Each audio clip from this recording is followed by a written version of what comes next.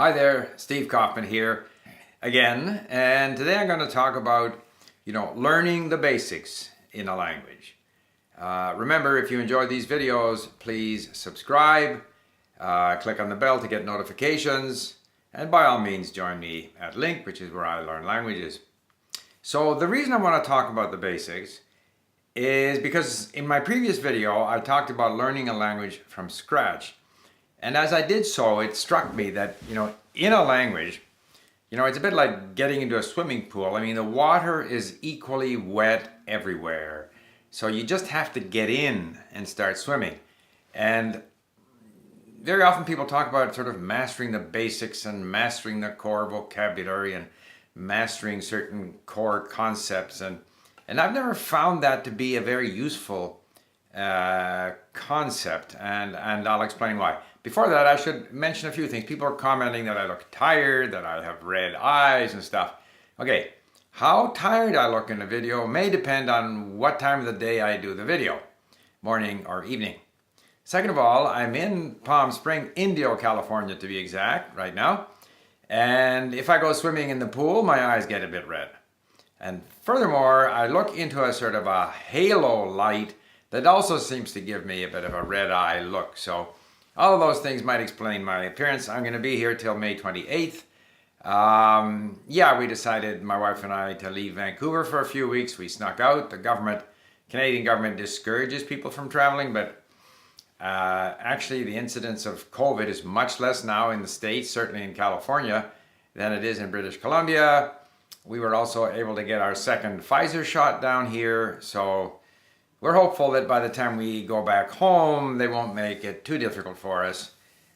We don't mind quarantining. Hopefully we don't have to stay in a hotel if we can cross the border at some point, other than at the airport. We will see what happens. Anyway, getting back to the basics.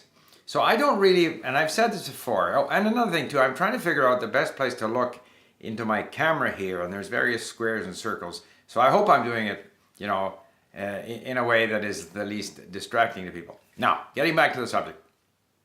So when I did my learning Indonesian from scratch, I didn't start from lesson 1. I started from lesson 2, and I said you could just as easily start from lesson 5 or lesson 10 and go back to 1 or 3 or 8, and it really doesn't matter. And the reason is the following, that obviously some stories, some content is easier, and some stories are easier than others. And they are easier because they have a lot of high frequency vocabulary, or vocabulary that you know, that's familiar to you.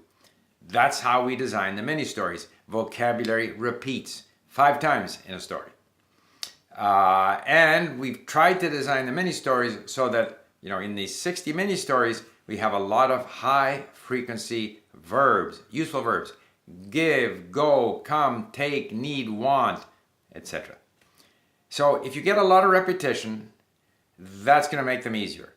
However, the trouble with frequency, as I've said before, is that it declines very, very quickly. So the high frequency vocabulary is going to show up. You needn't worry about learning it. It will show up if you expose yourself to enough content. That's not a concern. The most common structures in the language will show up. Patterns like subject, verb, object, all of these things will appear fairly soon. Even if they are explained to you, it doesn't mean that you will get it. So to me, trying to nail down the basics is somewhat futile and probably unnecessary. Certain things are basic, for example. And the other thing too is that in a language, it's not like in math. If you don't have sort of basic skills, basic mathematical skills, you can't do the next level of skill. I talked about swimming. If you don't have a basic swimming stroke, the ability to float, then you can't build on that to develop more advanced swimming strokes or swimming skills. But language is not like that. Language is just words. It's not obvious that the present tense is easier than the past tense. It depends on the language. It depends how complex these conjugations are. It's just words. And the more you hear the words, the more the brain gets used to the words, the more the brain gets used to different structures, the sooner it's going to be able to operate in the language. And all of this is achieved, as you know, I repeat this all the time, through massive input, listening and reading. And I tried to show you in the last video how even in a language that I don't know, just by exposing myself to enough of the content, the language will start to seep into me. And of course, the things that repeat the most often, which are going to be the high frequency verbs or high frequency words, they will be the things that I start to learn. Someone said, well, what about languages that use a completely different script, like Indonesian uses the Latin alphabet? It makes it more difficult, and you still have to work on learning that script. But even there, if you learn the script, so theoretically you have been exposed to what this symbol represents, if it's an alphabet like the Persian or the Arabic alphabet, that doesn't mean that you're comfortable reading in that alphabet, or with the Cyrillic alphabet or the Greek alphabet or Hangul in Korean. It doesn't mean you're comfortable. You still have to put so much effort into reading, so much that the brain starts to get used to something that in a way is basic, like the script. If you can't read the script, you're not going to be able to read. So gaining some familiarity with the script, if it's different from, say, the Latin alphabet, in a way is basic. There's a situation where you do have something that's basic, where you have a skill that's required in order to go forward.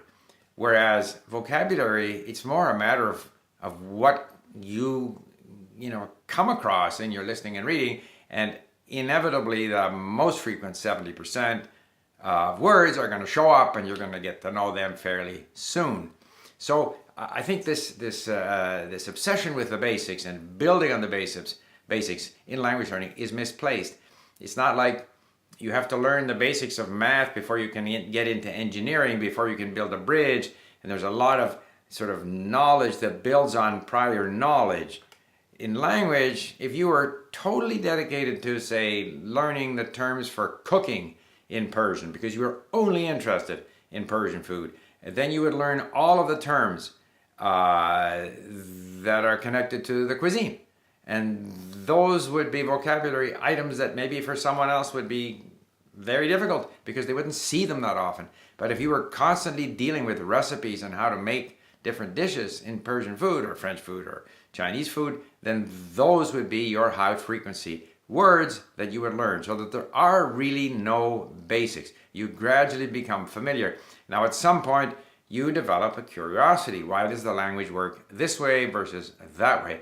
And at that point you can look up explanations. But if you try to master the explanations up front, because these are the basic structures of the language, or this is the basic vocabulary, and so I'm going to get the most, the highest frequency 500 words and learn them. In fact, your brain won't get used to them just by the fact that you study these lists. You still have to go through the process of listening and reading and allowing your brain to get used to the language. So I think I've said this before, but it's a theme that has kind of come back to me now because of the fact that I did that video about learning from scratch, and I reminded myself of the fact that, in fact, I was having a conversation with someone, I think in Turkish or in Persian, and my tutor said, you only ever talk about, economics and social problems and politics. What about things from daily life? In fact, my vocabulary surrounding, things in daily life and food and clothing and stuff was nowhere near